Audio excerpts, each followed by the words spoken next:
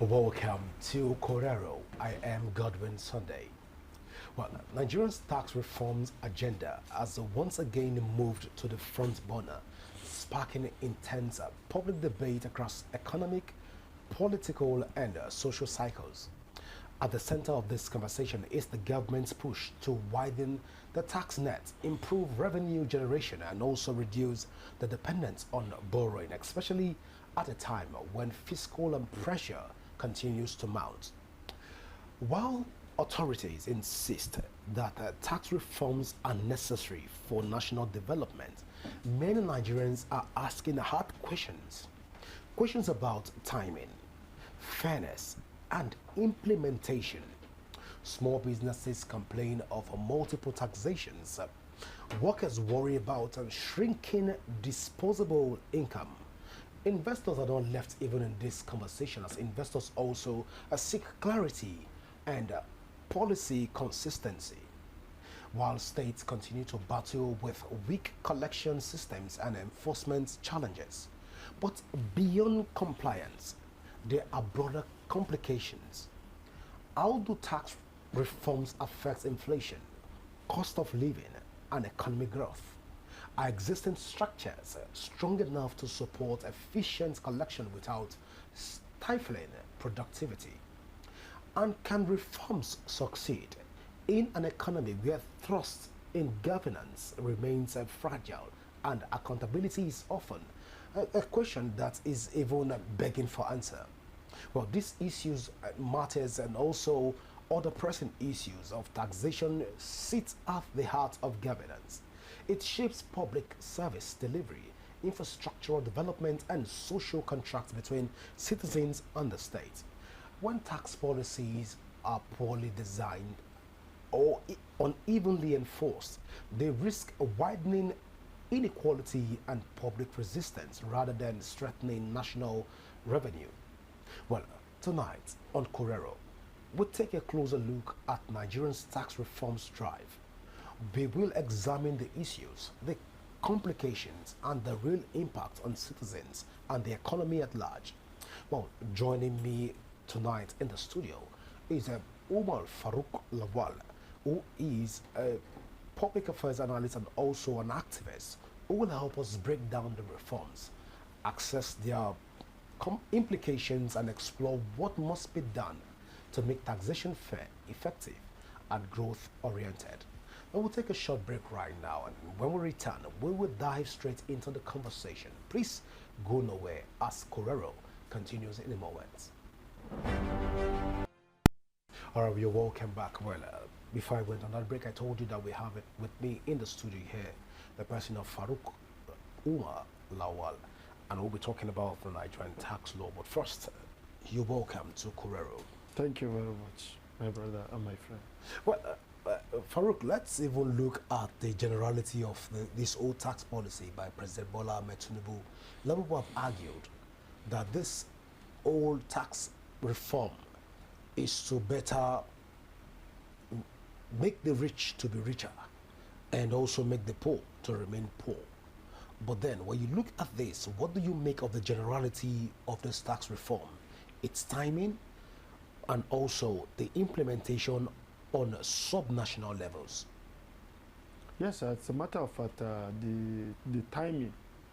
When you didn't start now, you don't know what will take place in the next 2 years. In the first time, Nigeria has a president that believe and listen to the yearnings of people. And I believe the president of Federal Republic of Nigeria, Alhaji Bola Ahmed Tinubu, is listening to every bit of what is taking place in Nigeria, especially the common man. This tax reform, as a matter of fact, has nothing to do with school fees. That is one. Two, has nothing to do with provision store, provision like Indomie, rice, foodstuff in general, and provisions. This same tax reform has nothing to do with payment of rents, because Nigerians will be crying rent. I believe in the tax reform bill, there's nothing like rent. When we talk about the transportation system, you don't, if you are traveling from Abuja to Enugu, or from Abuja to Anambra, or from Abuja to Kano, or from Lagos to Calabar, you don't need to, when you are paying transport fare, you will not pay tax. So now I don't know how people have been misinformed by some element of our leaders that the president want to bring hardship to Nigerians. I can't be a president and be happy seeing people that are my followers or my country people are suffering. I don't think the president means that. And if you want to know much about this tax reform, you should go and read the guidelines guiding this tax reform, because this tax reform is one of the best things that will happen to Nigeria and to Nigerians. Well, Faruk, Arawa have come out to speak that first, they're not going to the path of the tax reforms. And as such, we've heard from different sheikhs that have come out to say Arawa should be exempted. By extension, the North should be exempted from all of this tax because it is strange. It's a very good one when they say Arewa should be exempted. Then Arewa should be exempted from giving them, from federal government to be giving them. But looking at the benefit of the oil that is coming from the south. But then they have a point. Once we want they have a point in this regard. Once we want to remain as Nigerians, what is applied for the person in Kano should be equally applied from the person in Calabar or Anambra.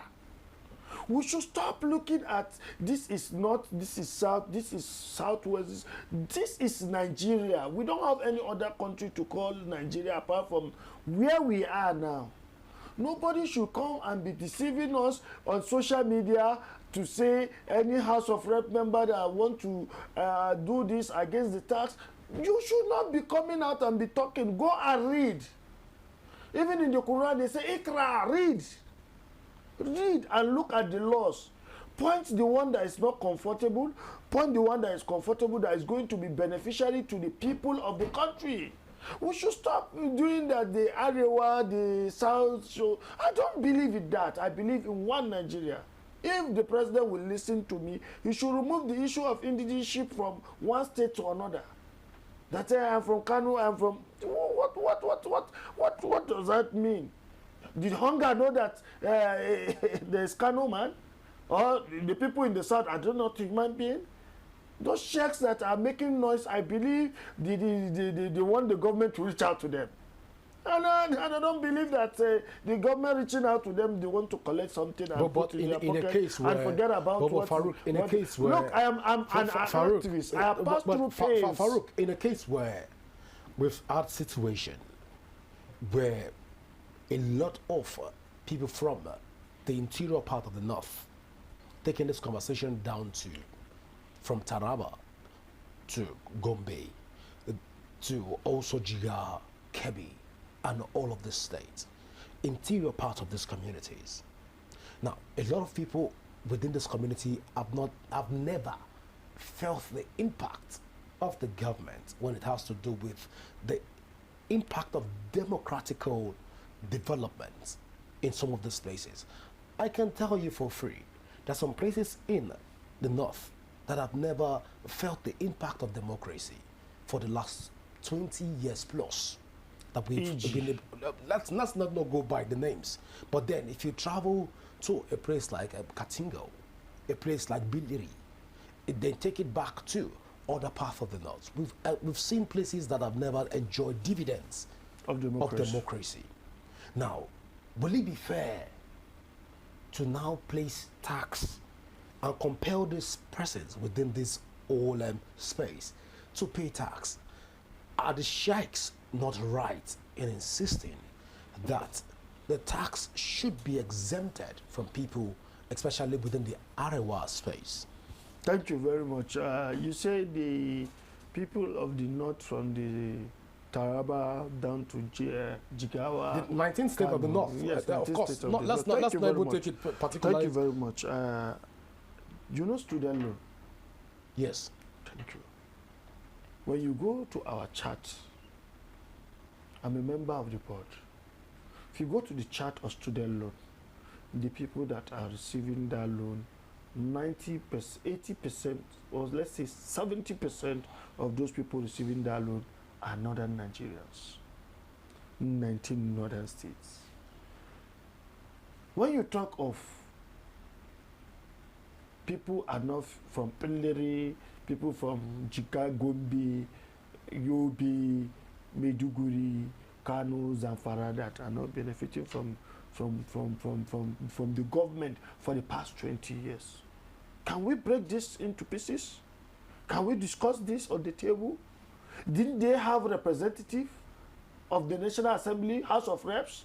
Didn't they have senator representing It's an them? exclusive. It's on the exclusive legislative list. Listen to me. Please. Listen to me. Please go ahead. Those are the people that voted somebody to come and represent them in the Federal House of Representatives, so that their voice will be heard.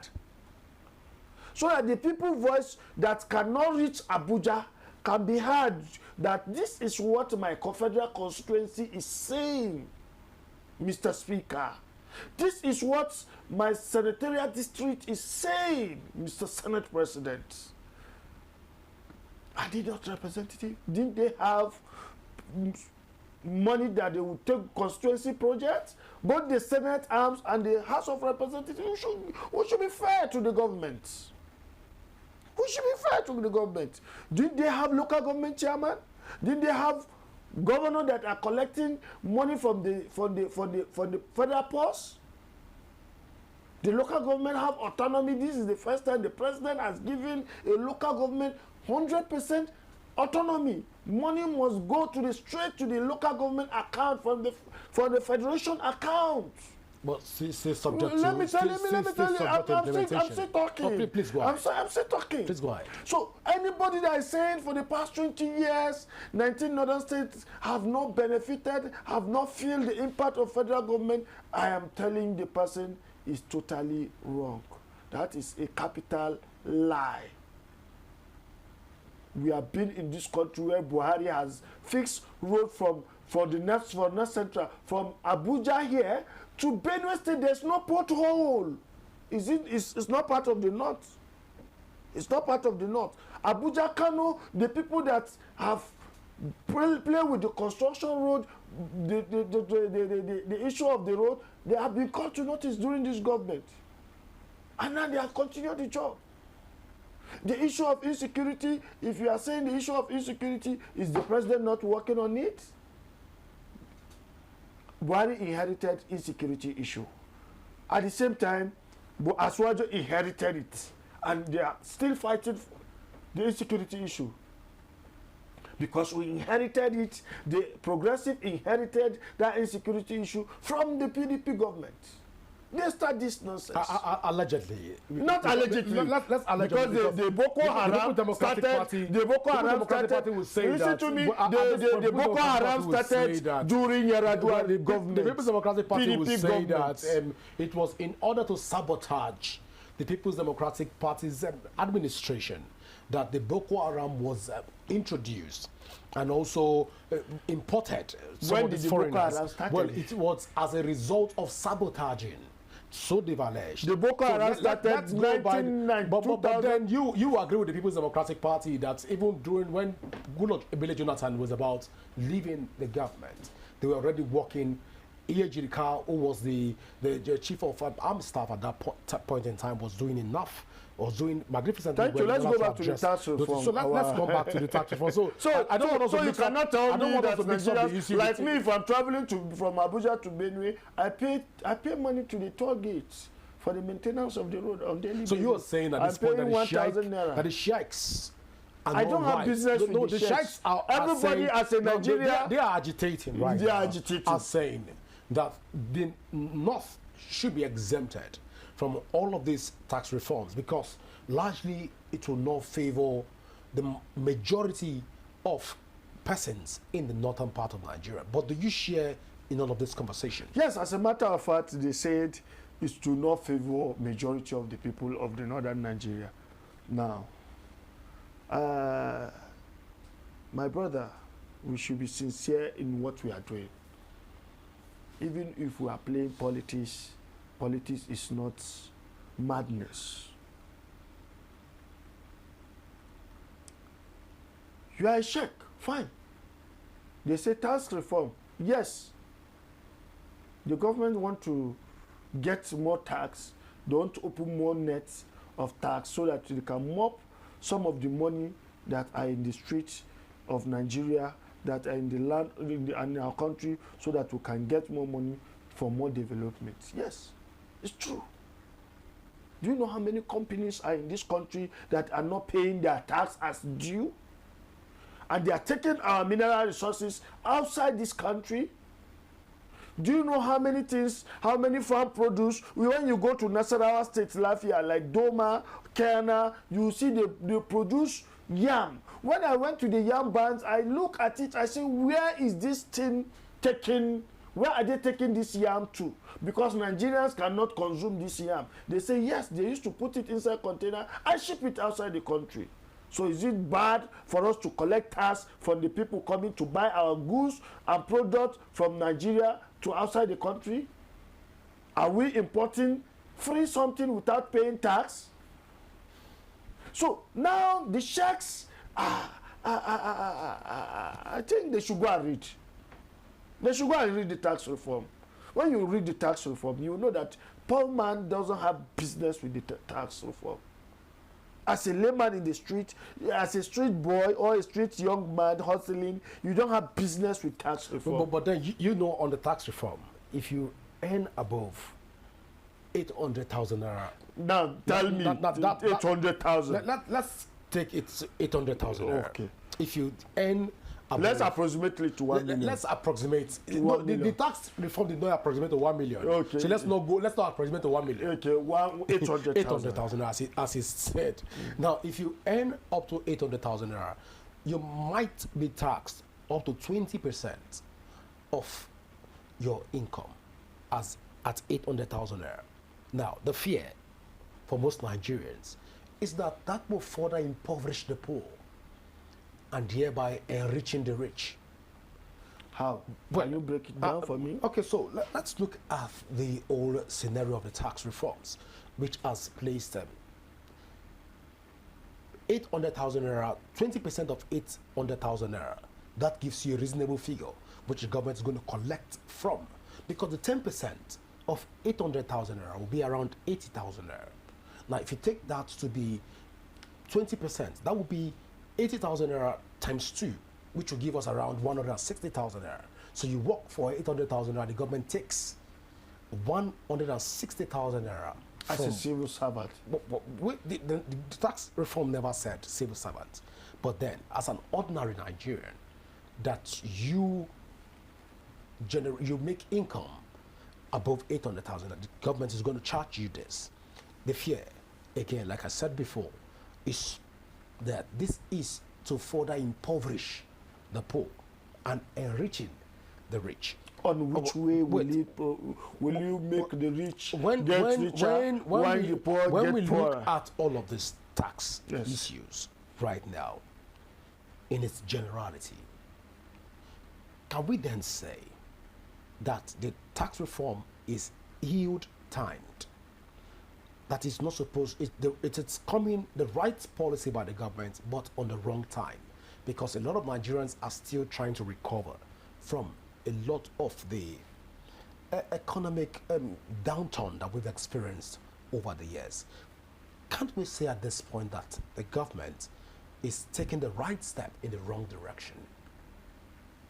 Left to me, I'm very sorry to tell you that it's not wrong step. If every day we are saying this issue should not be solved, it's just like I have a problem in my neck I have something that is growing in my neck. And every day it keep on growing, but they keep on giving me supplements to reduce the pain, not to remove the thing. And one day, I now told you that is it not better I go through the pains once so that they can remove this thing, so that I'll stop taking this supplement, because at the time the supplement is not working again. So the best thing is for you to remove this thing from my neck so that I'll be free. At the detriment of the life of the person that is at the detriment of my own life. Because it's 50-50 when you go for operation. So Nigerians should choke. I'm not saying Nigerians should choke. Let's bring it back to Nigerians. At this point, we should choke. I didn't say Nigerians should choke. But is it not better? Now we have removed subsidy. Now, Nigerians are still yet to recover from that effect. But are they not feeling it now? Some filling stations are selling below 1,000. Some filling stations are selling 850. Some 890. Some, in fact, in Lagos, they are selling 700. It differs on geopolitical zone. We can't say same thing for the Southeast. Now, we are watching the market forces on the fuel subsidy. Yeah. If I'm selling fuel, if you are selling it 980, me I'm selling it 790. Will you go for my product, or you go for the cheaper one? How many filling stations are sell at cheaper available at the market forces will bring it down naturally. All right. That is how we started with MTM. I remember when MTM came, you don't have recharge card of 100 naira. You don't have data of 100 naira.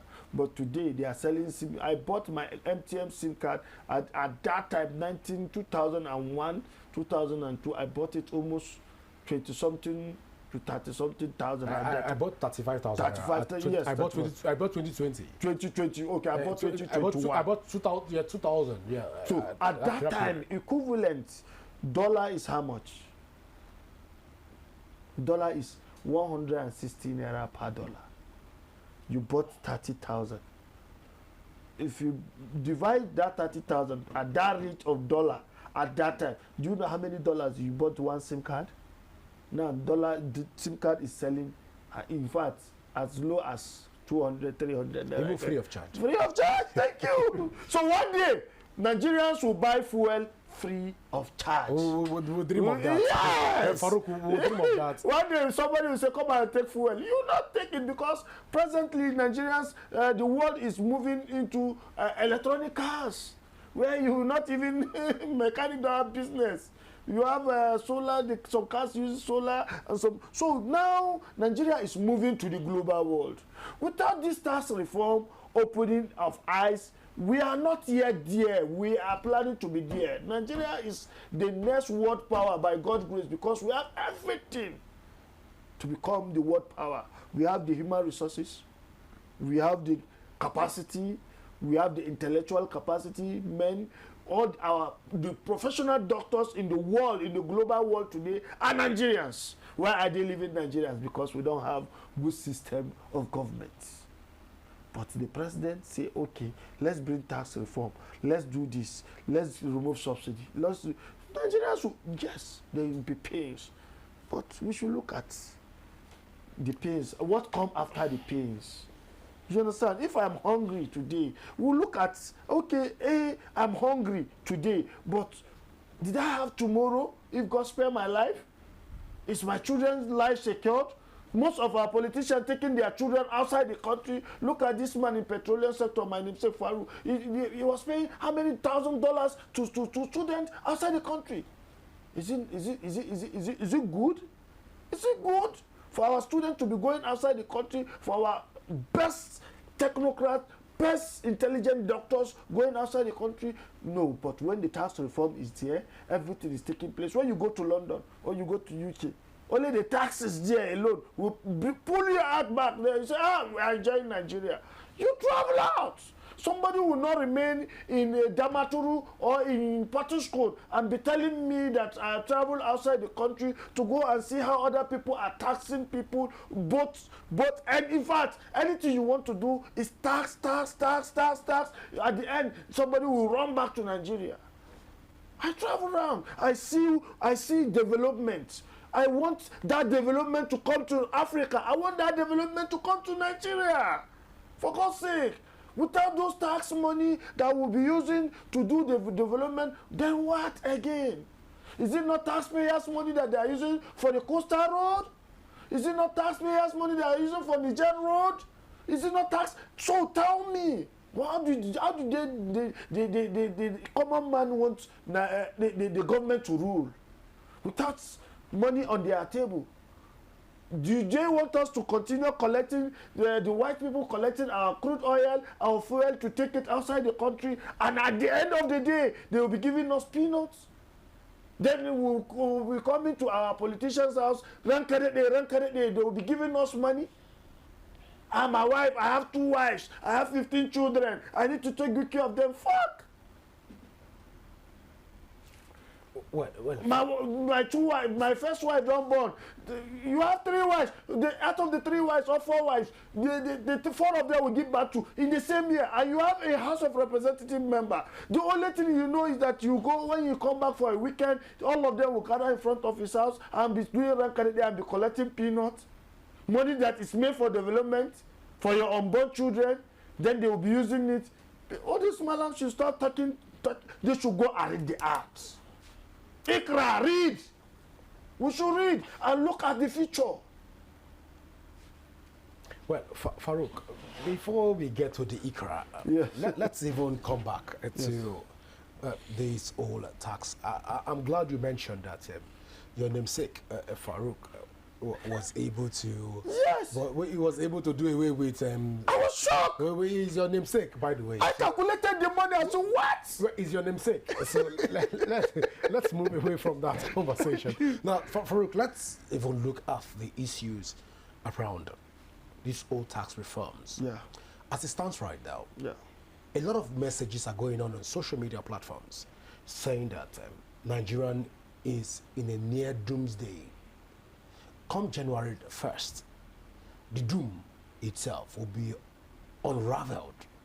It will be unleashed on Nigerians, and as such, Nigerians will be paying through their feet in order to meet up with some of the tax demand. Amidst the fact that politicians have been known for having flowery speeches, gorgeous metaphors that hardly dilute the pictures that are created by their benevolent speeches, but not fulfillment of their promises. In other words, the politicians have been known to abuse the tax processes. They collect the funds without doing what they ought to do and what they're supposed to do. Putting all of this together, can we trust President Bola Ahmed Tinubu's tax reform to help alleviate the suffering of Nigerians and taking Nigeria to the El Dorado, which you mentioned earlier on, making Nigeria competitive globally? Yes. Or then, should we begin to look the other way around, knowing fully well that, for a start, the government has not been able to fulfill its mandate of the local government autonomy? Secondly, the government have not been able to ensure that the state government the subnationals have been even practically demonstrating some of the impact of good governance. In all of this, with all of it disjointed facts, can Nigerians trust President Bola Ahmed Tinubu's tax reform to take us to where you envisage? Yes, the President of the Federal Republic of Nigeria is a human being, and I believe if you are saying the masses are crying, even inside his family there are masses. His blood, they have some people that are still doing 1 or 2 businesses. Now, when you talk of can we trust him? Yes. Yes, because it's a different person in total. Yeah, you know, illiteracy is a disease that is more deadlier than HIV, than cancer of the heart. And without education, people cannot do much in the right way. If Nigerian can trust, if the president can trust himself and give Nigerians a free education in their tertiary institution and subsidize the education to be paying for Nigerian students and giving them soft loan to make sure they go to school free, then automatically the country is in the verge, is in the crossover of liberation. This is the president that believes in good. Look, this is a president that takes no nonsense. Once they bring your report as a minister, you are not doing the right thing, or you are a senator, or you are a senate president, you are not doing the right thing, he keep you aside with immediate attention. This is the man that removed some of the cabinet ministers that they are not doing well. We know some the past government that they will say this one has stole $1 billion, everybody will be quiet. This one has stole $3 billion, everybody will be quiet, because they have cabals around the president that they are telling them, don't worry, continue, we are with you. Heaven will not fall. Give us our own share. This is not that government.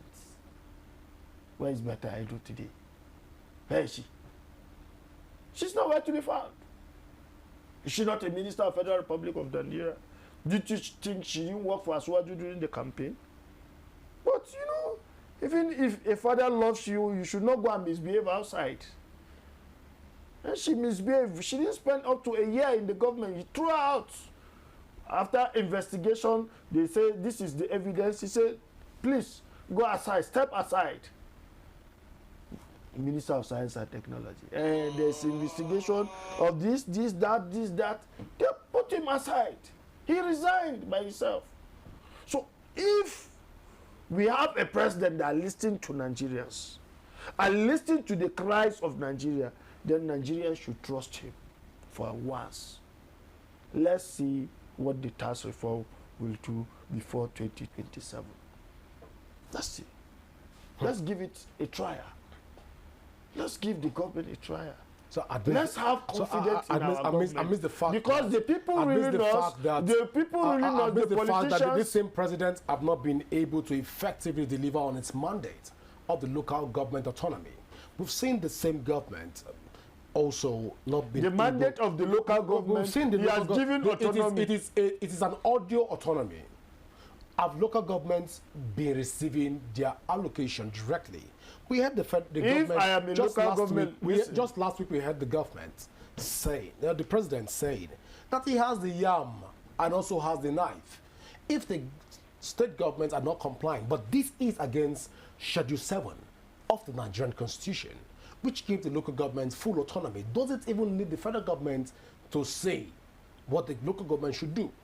Now, this case has also been upheld by the Supreme Court, which is the highest court of the land.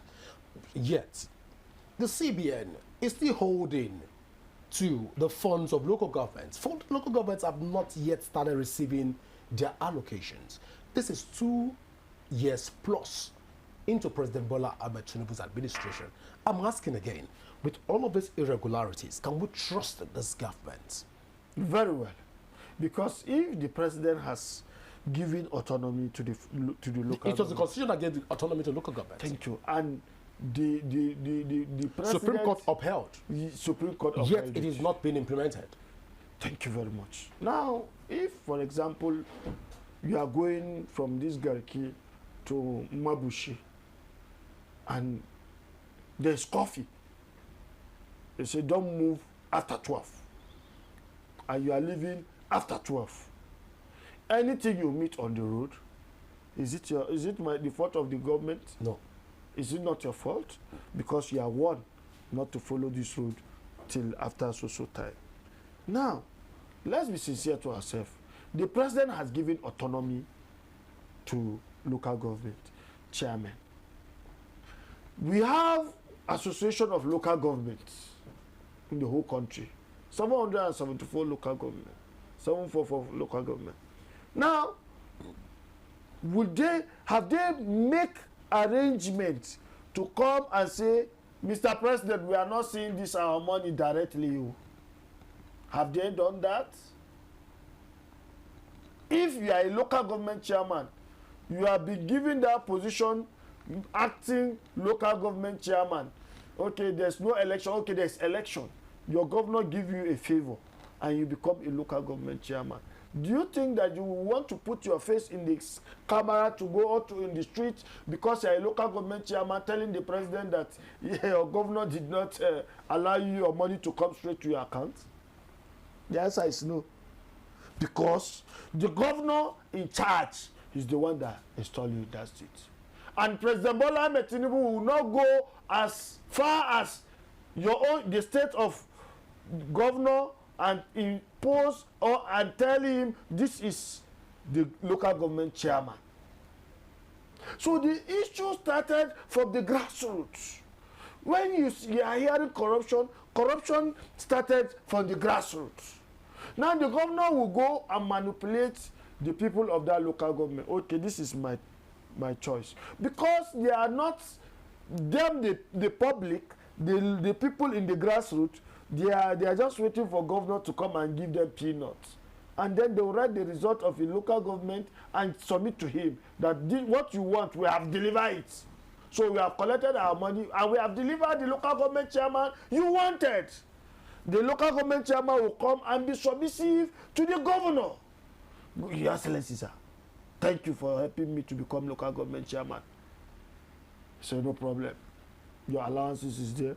This one is there. You can go and resume your office. You will see a local government chairman buying Babarika, wearing Agbada, coming to the office.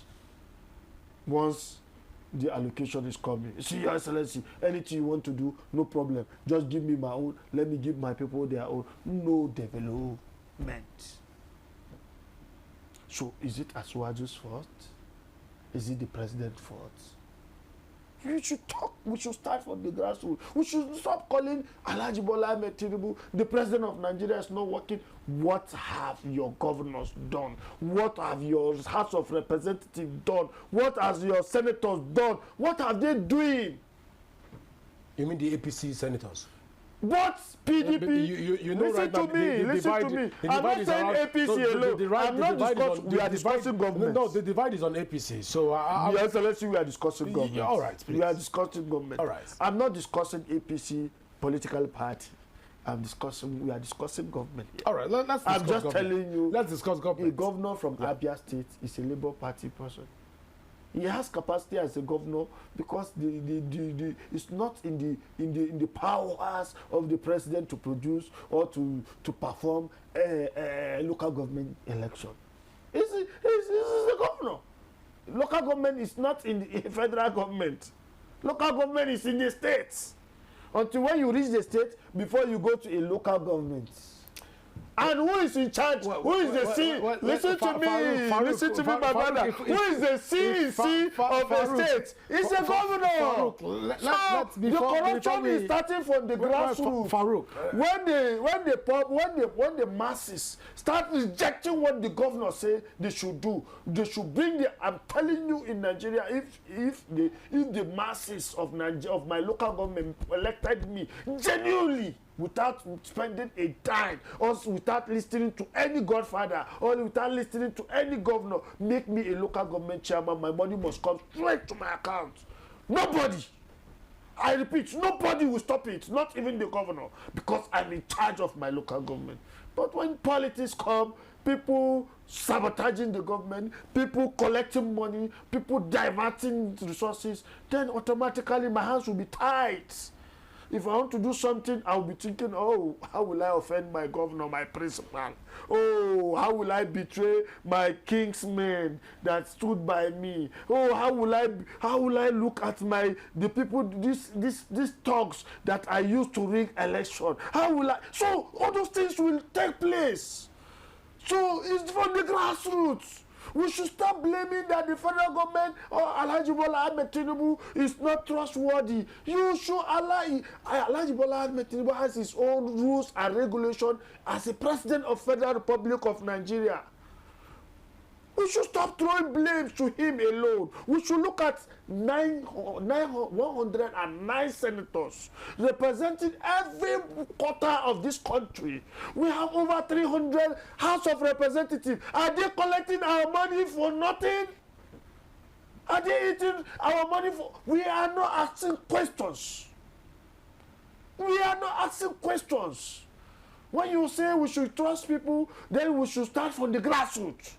That is why I go back to as low as local government. Well, I thought the trust would start from No. I thought the trust issue would start from the federal government. But listen to me. I'm a salesman. I passed through the run. Well, since you've taken us to the grassroots. At this point. At this point, we should trust the president. We should trust the government. You've said we should trust the president and trust the government. Of course, these are the various tiers of government, by the way. But then, just lastly, before I let you go, thank you. Nigerians are right now asking: is there light at the end of the tunnel for us with President Bola Ahmed Tinubu's tax reforms? The answer is yes.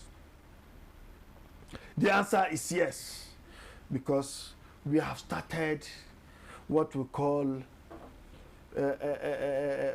fuel subsidy removal. Today, nobody is sitting down in AC and say, we have brought 20 barrels of fuel to Nigeria. And after all, he has bring just 1 barrel of fuel to Nigeria, collecting our money in papers. Today, there's no subsidy. Is it not true? Can the president say you want to remove subsidy again in fuel, in oil sector? The answer is no. The market forces are bringing it down. Now, when you talk about a journey of 1,000 miles, it begins with a step. That is why the federal government of Nigeria, under the leadership and the watch of CNC, the president, commander-in-chief of armed forces, President Bola Ahmed Tinubu, GCFR, say let's try the tax reform. When we start the journey, you see how the journey is going to be smooth. You will see what they call tax reform. You will see transparency. And you will see the people that are going to be leading that tax reform. This is one of the best things that will happen to Nigerians. But nobody wants to pass through that pains. My brother, I keep on telling you, if you want to know about this tax reform, travel outside this country. You know Nigerians are enjoying, we are flexing, we don't have problem, we are calm, our money is very useful to us. In the street of Nigeria, you see that people are living. In fact, you'll be beating the traffic light. Nobody will ask you for penalty of what you are doing. I went to Saudi, I just passed a line, I just crossed. The light are just pure. I said, my friend that is Arab, he said, Haji, you have passed this thing. He's not just showing me. Immediately, they have removed money from his accounts for not even beating the traffic light, for stepping on that white boundary.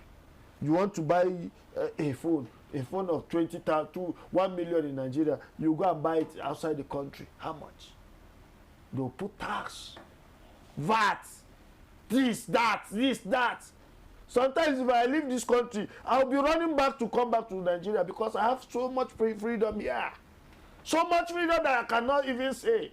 I can have 10 cars. I can have 20 houses. Nobody will disturb me. And that's why I'm doing leeching business. I'm making my money. But as a country, you can't dare that. You dare not. Why must you have 3 SUV in your house? How? And people are just ordinary tax. People are making noise. It's wrong. it's wrong. Let's be fair to the president. All right. You just said ordinary SUV, but then who am I to want to begin to question that thought line? But at this point, I want to say thank you so much. Thank you very much, my brother. Thank you very much. FARUK, for finding out time to be with us here on Corero. Thank you. Well, viewers, this is how far we can go tonight, even here on Corero. Don't forget that you can also join the conversation on our various social media handle, currently showing on your screen. And you can also download the Rapid TV app from your Android and iOS devices to keep track of our broadcast. My name is Godwin Sunday. Always remember that peace and unity are the pathways to progress. Do enjoy the rest of your evening. Bye for now.